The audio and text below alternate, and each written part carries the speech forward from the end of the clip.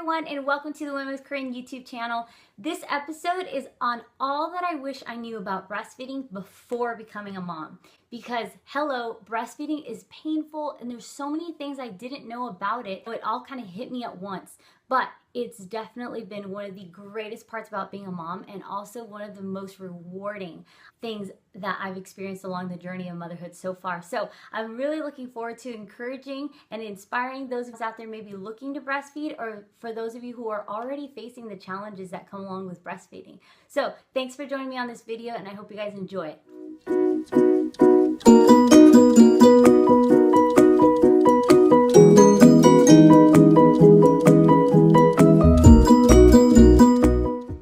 So before we get into the steps of breastfeeding, I wanted to just have a little pep talk with you guys and encourage you about breastfeeding. No matter where you are in your journey of motherhood, you might already have a built-up misconception about why you want to breastfeed, or why it's important to you, or how long you want to breastfeed, or how long you should breastfeed. The greatest lesson I've taken in all of this actually came from my husband. I feel like it was God giving me this peace of mind. And he said this, he said, don't breastfeed because people are telling you to, or because you feel bad, or because you feel like you have to. Breastfeed because God's giving you the strength and the grace to do it. He says, we know the benefits of breastfeeding. That's why both of us, as a couple wanted to breastfeed our baby, but we're not relying on the breast milk to have a bond with our daughter and to make sure she's healthy. We trust in God for a supernatural bond with Carissa, and also for the supernatural strength and health of our baby.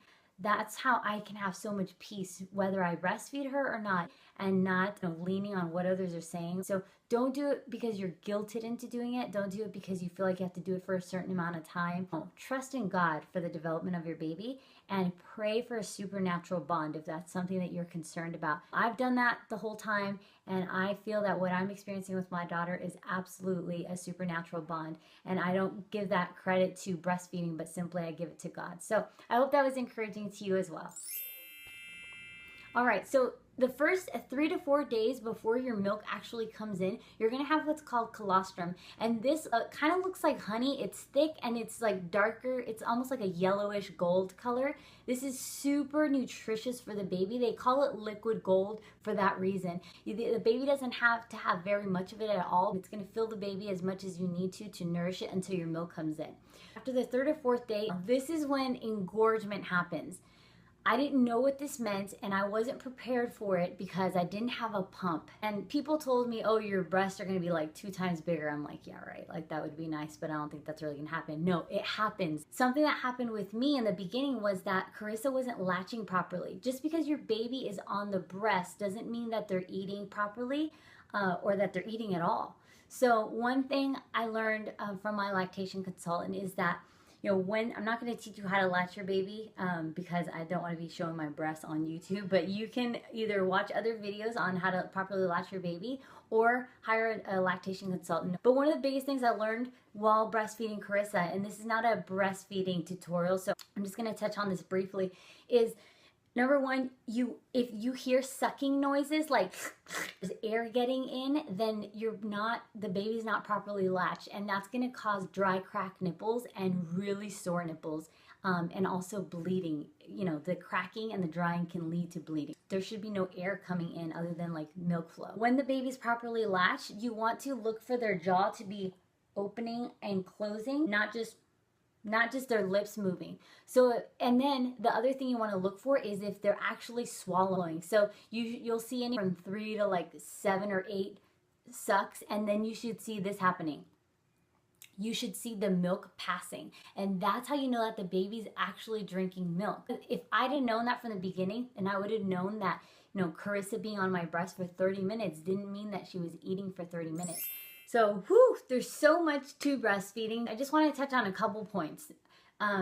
Besides the fact that you can do this, yes, it's difficult, but it's so worth it. A lactation consultant, I highly recommend one. My husband and I were blessed to have a friend who offered her services to us. She's a postpartum doula, and she's also a lactation consultant. So most hospital insurances will provide a lactation consultant. They're usually around the hospital. You can ask questions, or you can have one come to your house after you've given birth.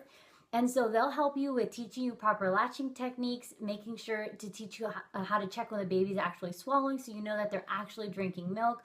And then they'll talk to you about like the duration, and if you have dry or cracked nipples, or you're really sore, you're having trouble with that, they can also tell you different things that you can try. Second thing I want to mention is a pump. I don't know if most people or most moms will say that it's a must, but I definitely think it's a must. You know, there's no other way of relieving yourself from the pressure and the pain that when the milk comes in that causes to your breast, other than one, feeding your baby, or two, releasing the milk with a pump or by your hand, like self-expression. I'd rather just have the pump doing it. So definitely get a pump. Again, most insurances will provide you a pump. There's a number you can call. Obviously ask your doctor about all this stuff and they can send you a pump, or you can always buy a pump. Here's one thing about pumping that I didn't know. If your baby is not around, let's say you leave the house for a couple hours, you cannot just leave the house all day and be gone and not have a pump with you. You can't do that, because the milk will come in, your breast will start leaking. You'll be in pain because they're so full and they're so large, and that can cause clogged milk ducts, and you can even get infections in your breast. I'm not saying this to scare you again. I'm just saying this to help you prevent these things. I wish I didn't know those in the beginning. That way I knew what to do and I would just be more prepared. So a pump is a must. The next thing is you want to also get a pumping bra, or make one like I did. Definitely put that in your registry. You never know, somebody can get that for you. So if you don't get it at a store, just get a pump bra. You can order it through Amazon or make one. And how you do that is just wherever it is that the suction cups go on your breast, I just drew a little hole there, and then I just kind of snipped on like a bra that I had that zipped up, because otherwise, this is what I wish somebody had told me. Otherwise, there's no other way. The pump doesn't just stay on your breast. It'll fall off. So you need something to hold the cups on your breast, and otherwise you're going to not have hands free. And you know, I don't have all day to just pump and breastfeed. I need my hands to, you know, use my phone or do things with my hand, maybe read a book while you're pumping or breastfeeding. So the next thing that I think is really important is having something to alleviate the pain of the dry, cracked, or sore nipples. So you might want something like this. This is lanolin cream. I hope I said that right. I was given this one, but there's so many different things you can try. To be honest, for the most part, I've just used coconut oil and I rub that around the nipple area. Or I think another thing that helps, and that's totally natural, is using your own breast milk. And every time after you're done breastfeeding your baby, just take some of that extra milk that usually, you know, spills around the breast, and just use it to rub it around the nipple. Speaking of relieving dry, cracked nipples, something you can do to help prevent them is nipple shields. You put it over your nipple, and the baby actually latches onto the nipple shield, and it's so they're sucking on that, and the suction that their mouth creates draws the milk out, but they're not actually sucking on your nipple. They're sucking on the nipple shield. Another thing that helps with breastfeeding and your nipples is these things. They're by Medela. I don't know what they're called. I was given these by a lactation consultant at the hospital. And this is if your nipples, if they're not actually bulging or popping out, then you might have a hard time latching your baby onto it. So this just literally sits on the breast, and it's kind of like to train the nipples to pop out a little bit.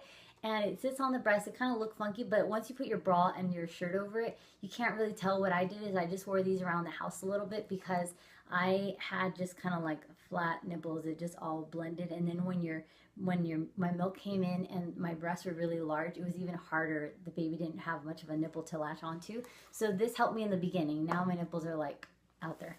Another thing that is crucial, doing heat compresses.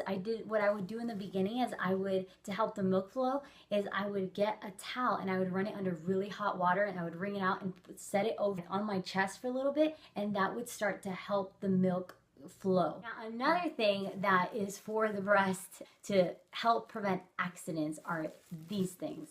They are nipple pads. Now, you don't really know, if you're like me, you don't really know at what point you're gonna start leaking. But then afterwards, when my milk supply really started to come in, and if you go too long without breastfeeding, you'll know because you'll start to leak sometimes. You just don't want to have, you know, stain marks right on your nipples or your breast as you're walking around. That could be really embarrassing. So make sure you have some of these with you. One time I was at a restaurant, and thank God I was wearing a black top, but I had a little bit of milk start to leak, and I thought, oh my gosh, I forgot to put my nipple pads on. And my girlfriend had 2 extras in her bag. So I think that's a great thing to carry around in your diaper bag, just in case you or a nursing friend needs them. So, all right, so now that we got most of like nipple healing, soreness, and all that, more for the outside, something I wish I had is a nursing bra or a nursing tank, because you're breastfeeding all the time. And so you want easy access, because when you have a hungry baby and you're hot and you're flustered, and depending on where you're at and you're struggling to latch the baby and the baby's crying because the baby's hungry, you don't want to make breastfeeding harder than it already is. So speaking of things that help with breastfeeding, you want to have a really good pillow setup wherever you breastfeed. Wherever you breastfeed, usually I would like keep pillows around the house, so that if I'm in the living room, if I'm in my bedroom, if I'm in the baby's room, I have pillows to support me, because you'll start looking like this because you're always trying to hold your baby in the right position, and it's just so much more, I mean, just look at that. So much more relaxing and helpful when you have pillows to support you and you don't feel like you have to be holding your baby up in the right position. I really wish that I had my cover on this thing to show you, and it didn't look so weird. But anyway, this is a breast friend, okay? And it's called a breast friend for a good reason. I'm going to get up just a little so you can see how this goes. It goes around your waist, and it looks like a floaty.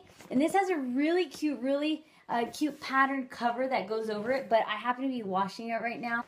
It buckles right here so that this could be right underneath your breast like so, and the baby sits right on at the level of your breast. So that's why this is called a breast friend, and it has been a lifesaver for me. The cover even has a little pocket where you could like slip your cell phone in there, anything that you might need, you know, to keep with you when you're breastfeeding. So this thing has been a game changer for me. The last thing I want to share with you is on how to increase your milk supply. Now, there's so many different things out there, and I'm not an expert at this by any means. I'm just going to share with you what I found that is truly the #1 and the most helpful way to increase your milk supply, and that is by putting your baby on your breast. I know it's painful, but the more you do it, nothing tells your body that it needs to produce more milk like your baby does. So it's just how it works. That's what I did. It was super painful in the beginning. Like I said, I almost gave up in the beginning. I remember them saying, you know, if you can just get to the 3rd week of breastfeeding, it gets easier from then and it doesn't hurt as much. But it was so painful for me that I was dreading, you know, breastfeeding even one more day. But again, I kept praying for God's grace. I kept praying for Him to just help me get through another day. And that's how you take parenting, really, is just day by day. Anyway, I hope all these tips have helped, no matter where you are along your journey. If you haven't started breastfeeding yet, or if you're already breastfeeding and you're finding it difficult, I just really hope that you'll do what I did, that you'll lean on God for His grace and for the strength to continue on. And just, you know, have that in your back of your mind that, hey, if it doesn't go the way that you expected, or hey, if your milk dries out, or you just can't breastfeed for longer than, you know, 2 weeks, a month, 3 months, 4 months, whatever it is, don't beat yourself up. Don't feel guilty.